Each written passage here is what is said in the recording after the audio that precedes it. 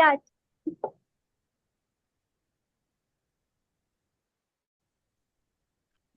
ओम अज्ञानतिमिरान्धस्य ज्ञानाञ्जनं शलाकाय चक्षुरुन्मीलितं येन तस्मै श्रीगुरवे नमः। वाञ्छाकल्पतरुभ्यश्च कृपासिन्धुभ्येव च पतितानां पावनेभ्यो वैष्णवेभ्यो नमो नमः।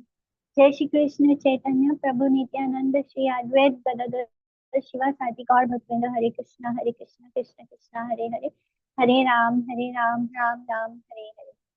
तो हम वापस अपने कोर्स पे आते हैं और आज की टॉपिक है कि हम भगवान को कैसे जान सकते हैं।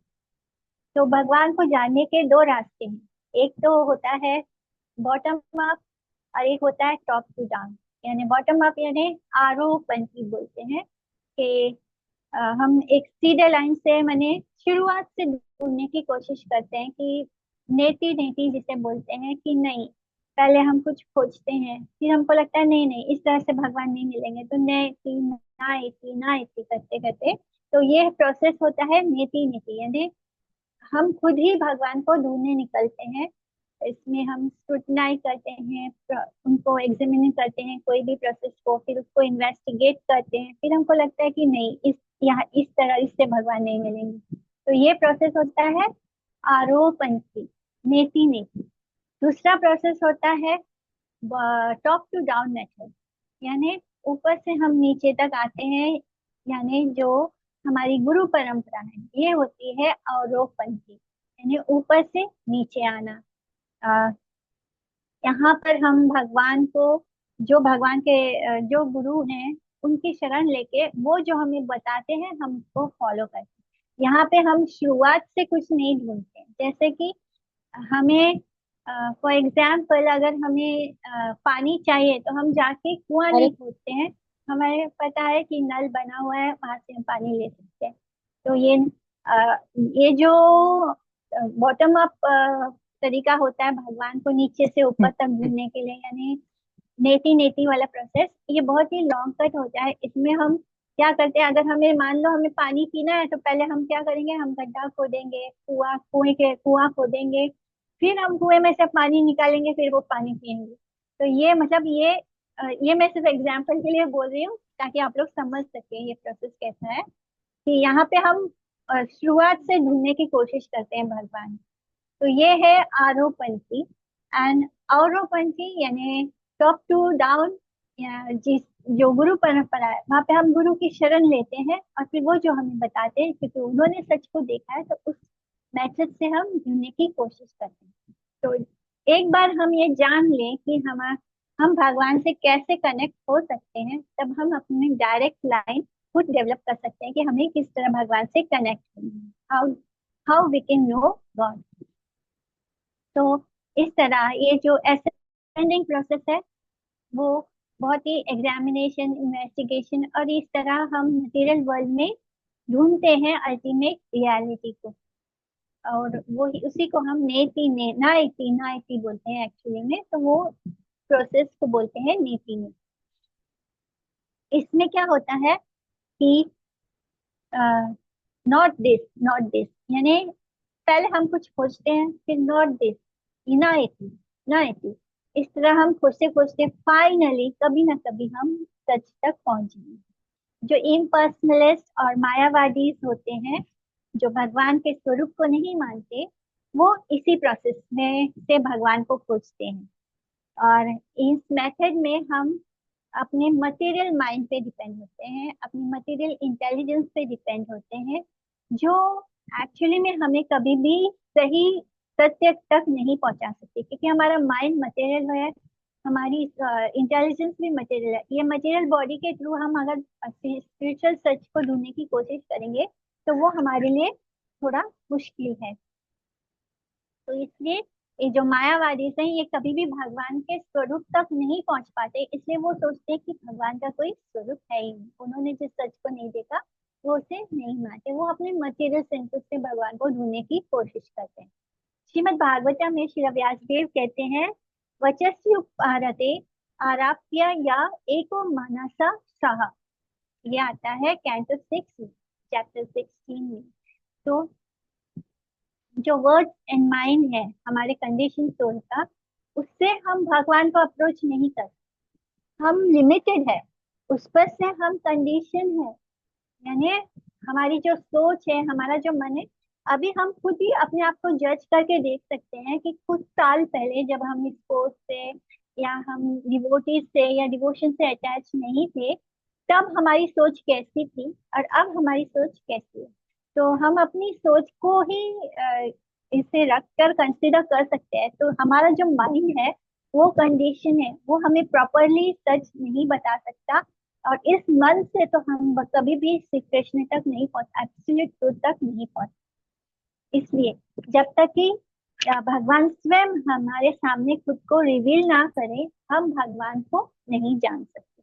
तो ऐसा ही कुछ स्टेटमेंट हमें कथा उपनिषद में और मुंडका उपनिषद में भी मिलता है, जहाँ पर हम भगवान को तब तक नहीं जान सकते जब तक भगवान स्वयं हमारे सामने खुद को रिवील नहीं करते हैं, जब तक वो स्वयं अपने आप को अपने हमारे सामने प्रकाशित नहीं करते। ना आयम आत्मा प्रवचन लाभ्यो ना मेधाया ना बहुना श्रुति यमेव एषा वृणुते तेन लभ्य तस्यैव आत्मा विवृणुते तनुम स्वम्। तो supreme self can not be reach, यानी जो भगवान है उन तक हम किसी आर्ग्यूमेंटेशन से या अपने मेंटल स्पेकुलेशन से या बहुत सारे स्क्रिप्चर के अध्ययन करने से नहीं पहुंच सकते। हम भगवान को सिर्फ तब जान सकते हैं जब हम उनके जब वो हमें चुनते हैं कि हमें हमारे सामने वो खुद को रिवील करें। So we can not know God unless until he select us to, अपने आप को वो रिवील ना करना चाहिए।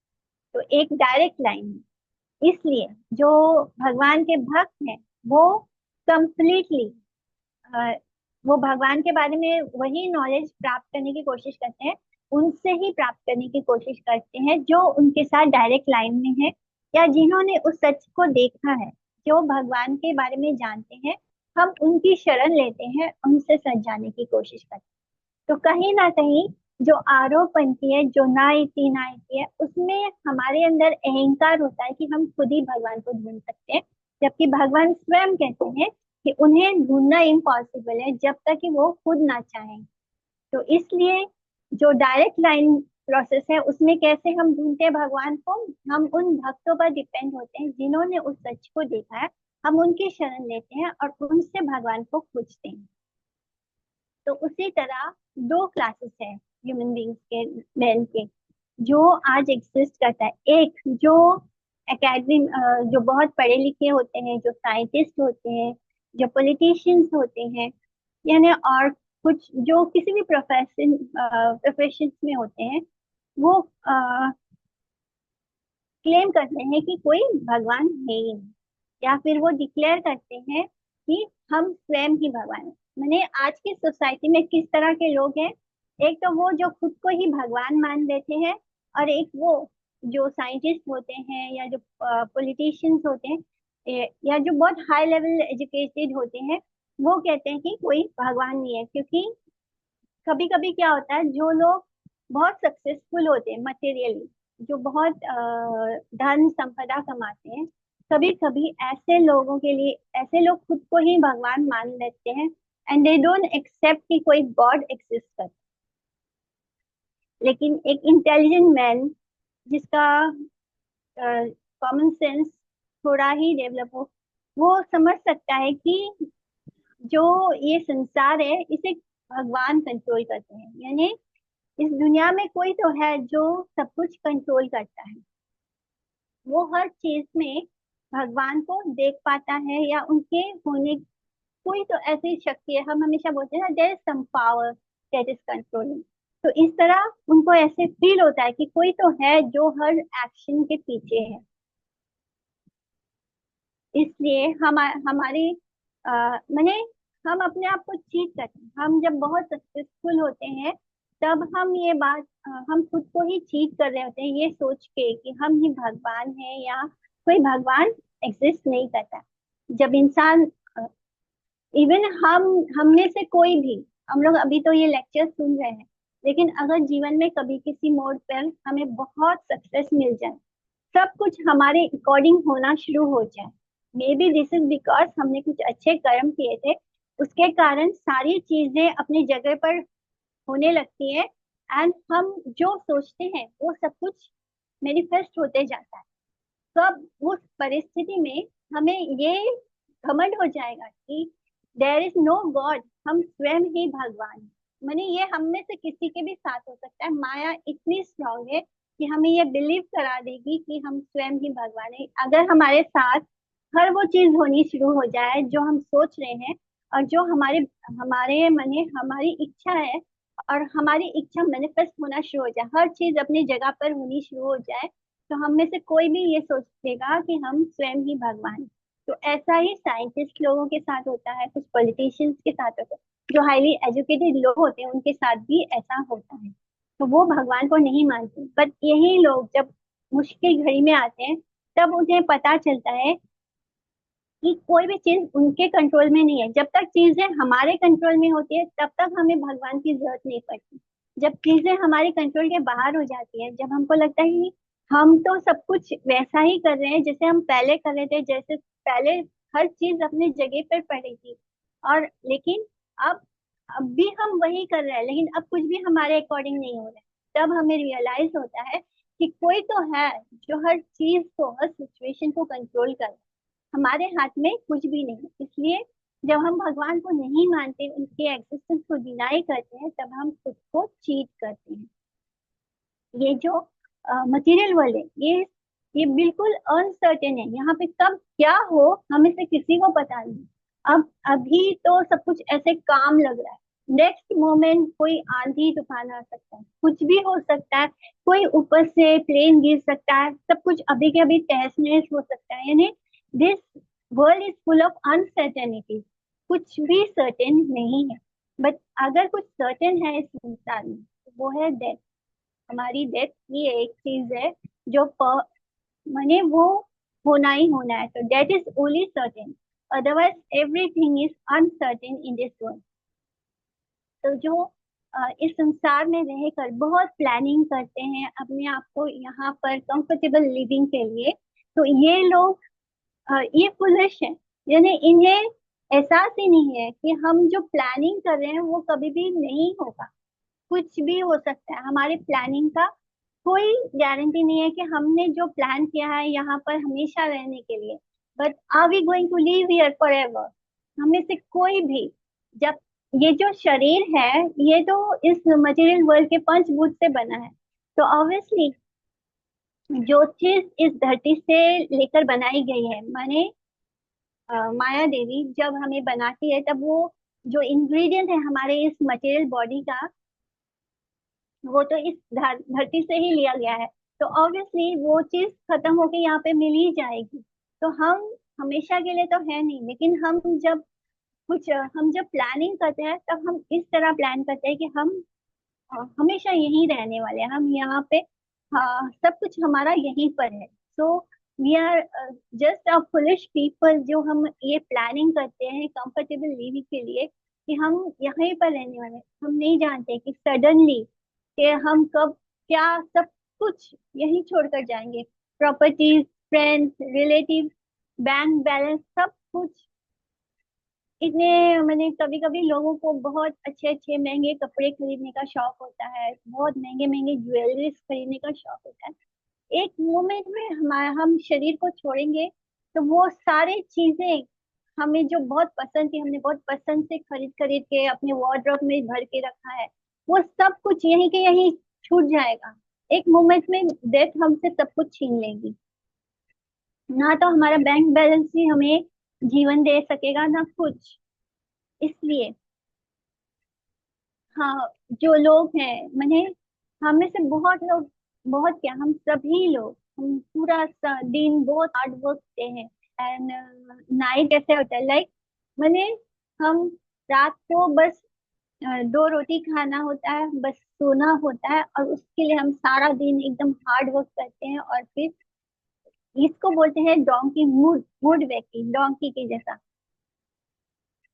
कि सभी लोग ये जानते हैं जब किसी की डेथ होती है तब हम कुछ देर के लिए बड़े उदास होते हैं, पर हम तभी ये रियलाइज नहीं करते कि हम खुद भी उसी कगार पे खड़े हैं कि next moment we can also die. So we don't realize that only death is certain in this world. बाकी सब कुछ अनसर्टेन है। इसलिए शिला गुरुदेव बोलते हैं कि इंटेलिजेंट मैन वो होता है, एक बुद्धिमान व्यक्ति वो होता है जो यहाँ रहने के लिए प्रिपरेशन नहीं करे, जो यहाँ से कैसे जाना है उसका प्रिपरेशन करे। मैंने जब हम हमें पता हो कि हमें यहाँ से जाना ही है तो हमें ये अच्छे से पता होना चाहिए कि हम उस जगह जाएं जहां से हमें वापस लौट के ना आना पड़े। तो हमें अपना जाना अच्छा बनाना है, यहाँ रहना नहीं। तो हमारी प्लानिंग ये होनी चाहिए कि हम कैसे यहाँ से जाएंगे और वो जाना हमारा अच्छा होना चाहिए। और वो कैसे होगा, वो हरि नाम हम क्यों कर रहे हैं? जब तक कि हम अंत समय में, अंत काल में हरि का नाम स्मरण नहीं करेंगे, हरि को स्मरण नहीं करेंगे, तब तक हमारा जाना सक्सेसफुल नहीं होगा। तो our going should be successful. इसलिए जो एक इटर्नल क्वेश्चन है कि हमारा पर्पस क्या है, के am who am I, what is the origin of life, वो कौन है जिसने हमको क्रिएट किया है। और हाँ मैंने हम यहाँ आए ही क्यों हैं, तो ये हमारा सबसे इटर्नल क्वेश्चन है जो हमें पूछना चाहिए।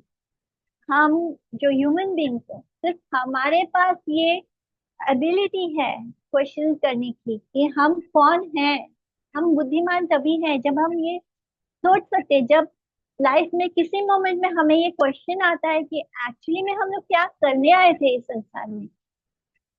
ऑब्वियसली हम सुबह उठ के नाश्ता करने, फिर जॉब पे जाओ, स्कूल जाओ, पढ़ाई करो, सभी लोग तो यही कर रहे हैं। फिर क्या हम लोग भी यही करने आए थे?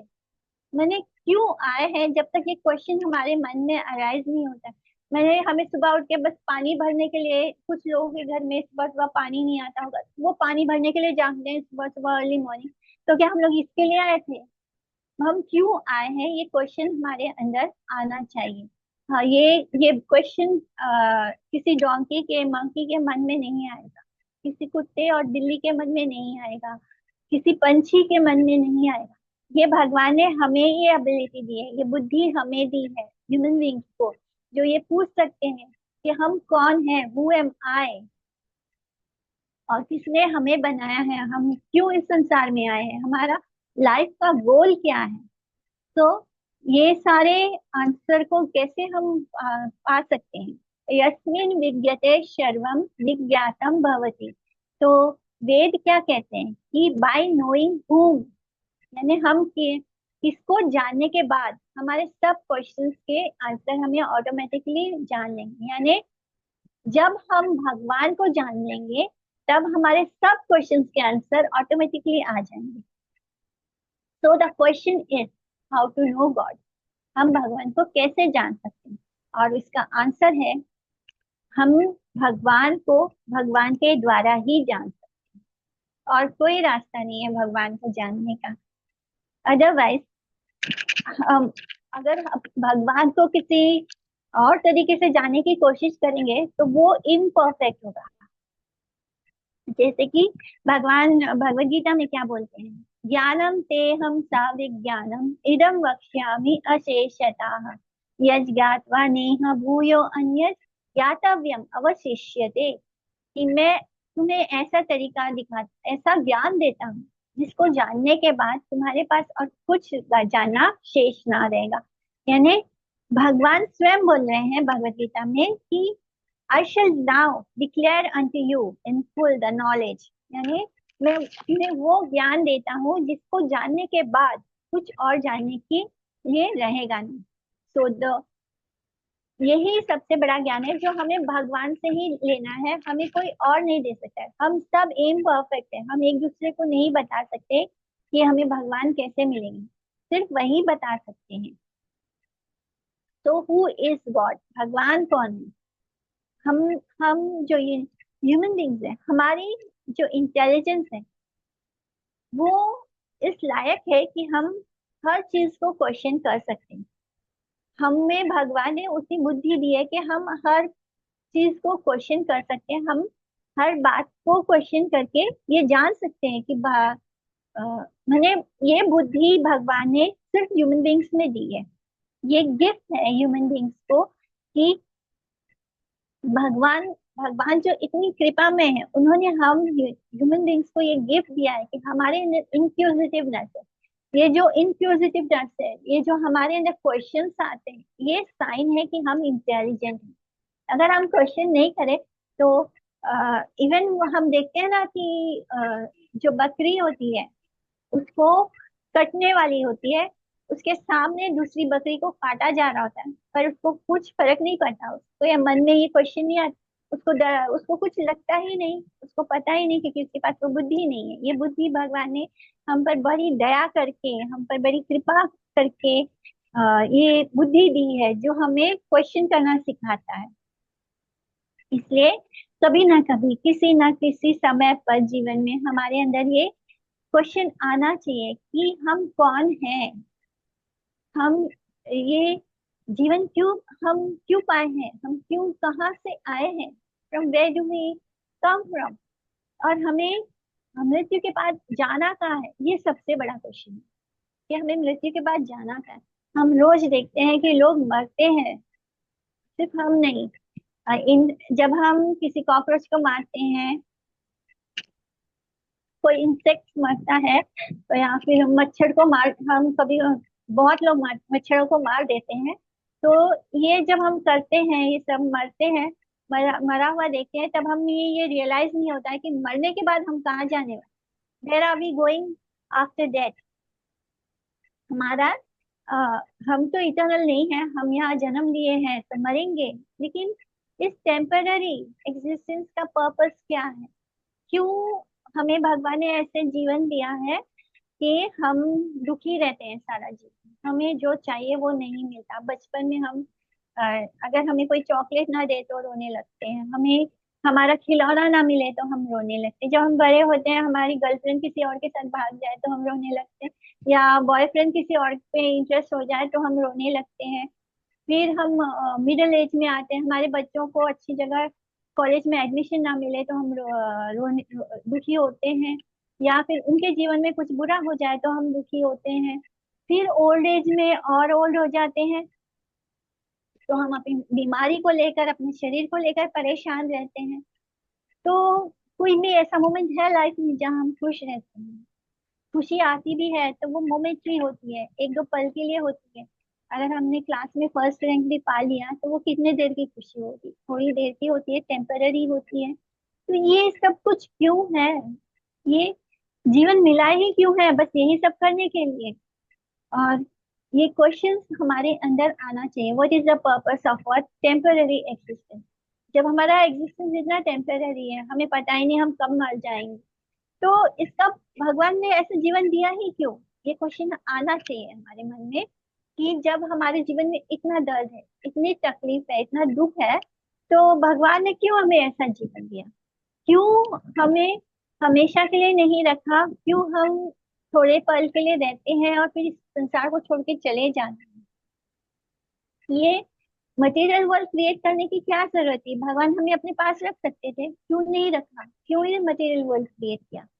So these questions should arrive in us. ये सब हमारे अंदर आना चाहिए। अगर हमारे अंदर अभी भी ये क्वेश्चंस नहीं आते हैं, क्यों हम इतना दुखी हैं, अगर हमारे अंदर अभी भी ये क्वेश्चंस नहीं आते, इसका मतलब हम अभी भी उस लेवल, हमने अभी भी अपनी बुद्धि को इस्तेमाल करना नहीं सीखा है। हमें एहसास ही नहीं है कि भगवान ने हमें बुद्धिमान बनाया। तो जितना ज्यादा लोग ये क्वेश्चंस करते हैं,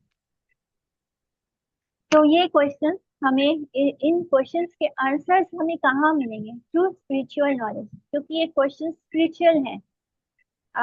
हम ये जानने की कोशिश कर रहे हैं कि हम मर क्यों रहे हैं, हम जन्म क्यों ले रहे हैं, हम इस संसार में क्यों आ रहे हैं। तो ये जो क्वेश्चन है ये स्पिरिचुअल है।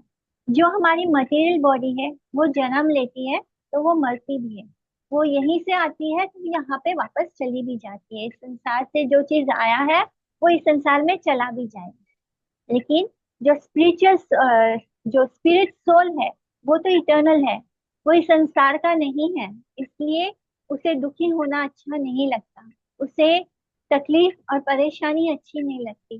उसको ओल्ड एज अच्छा नहीं लगता, उसको रोगी होना अच्छा नहीं लगता। ये सब इस बात का प्रूफ है कि हमें ये सब इसलिए नहीं अच्छा लगता क्योंकि जो आत्मा का स्वभाव है वो दुखी होना नहीं है। सच चिद आनंद बोलते हैं। आत्मा का जो स्वभाव है वो हमेशा आनंदित रहने का है, सुखी रहने, दुखी होने का नहीं है। इसीलिए जब हम दुखी होते हैं तब हम परेशान होते हैं, जब हम बीमार होते हैं तब हम परेशान होते हैं। मृत्यु हमें भयभीत इसलिए करती है क्योंकि आत्मा की कोई मृत्यु नहीं होती है। इसलिए जो चीज हमें अच्छी नहीं लगती उसका बेस ये है कि हम स्पिरिचुअल हैं, इसलिए जो चीज आत्मा में नहीं होती वो चीज जब इस शरीर में होती है तो हमें अच्छा नहीं लगता। तो ये जो स्पिरिचुअल नॉलेज है ये हमें किसी ऑथेंटिक स्क्रिप्चर से लेकर पढ़ना चाहिए, जिसमें हमें भगवान के बारे में वैज्ञानिक तरीके से बताया जाए। इसलिए इसको जानना आज के समय में बहुत जरूरी है। लेकिन जो कुछ स्पिरिचुअल लीडर्स हैं, जो अ, ढोंगी बोल सकते हैं, जो बहुत ज्यादा ऐसे लोगों में माने हम सब बहुत ज्यादा उस ज्ञान को नहीं पाना चाहते, बहुत सीधे साधे लोग होते हैं जो उनके चक्करों में फंस जाते हैं और इन ढोंगी लोगों के बारे में, और वो उनको इस्तेमाल करते हैं, उनके इनोसेंस को यूज करते हैं। इनफैक्ट वो लोग स्क्रिप्चर से ही सब कुछ बता रहे हो, स्क्रिप्चर्स को ही रेफर कर रहे हैं, बट उसको अपने अकॉर्डिंगली मोल्ड कर देते हैं। बिकॉज हमारे जो स्क्रिप्चर्स हैं वो परोक्षवाद है, माने उसको इस तरह लिखा गया है कि कोई भी उसका गलत इस्तेमाल ना कर ले। उसके अंदर का छुपा हुआ हिडन मीनिंग्स को सिर्फ भगवान जी स्वयं रिवील करते हैं उन लोगों पे जिनको वो चाहते हैं, जिनको वो चुनते हैं। तो ऐसे लोग उन लिखे हुए अर्थों का गलत मीनिंग निकाल के उसे पब्लिक में उसको बोलते हैं। और वो स्क्रिप्चर्स ऑथोरेटिव होने के बावजूद क्योंकि उसका गलत तरीके से प्रचार होता है, तो सबसे ज्यादा बुरा प्रचार तो भगवत गीता का ही हुआ है। भगवत गीता के श्लोकों को बहुत गलत तरीके से लोगों ने अपने अपने हिसाब से अकॉर्डिंगली इस्तेमाल किया है। इसलिए हमें इस चीज से बचना है, हमें गलत लोगों की शरण लेकर नहीं भगवान को जानना है। इसलिए हमें कहा जाता है कि हम गलत लोगों से कभी भी भगवत गीता को ना सुने, या जो स्क्रिप्चर्स हैं उसको गलत लोगों से कभी भी नहीं सुनना चाहिए।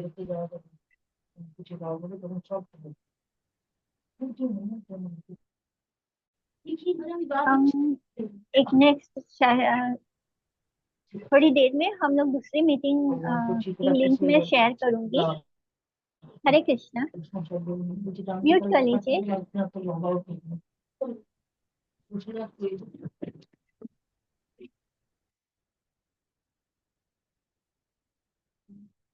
तो मैं अभी शेयर कर लेती हूँ क्योंकि फिर आधा अधूरा रह जाए।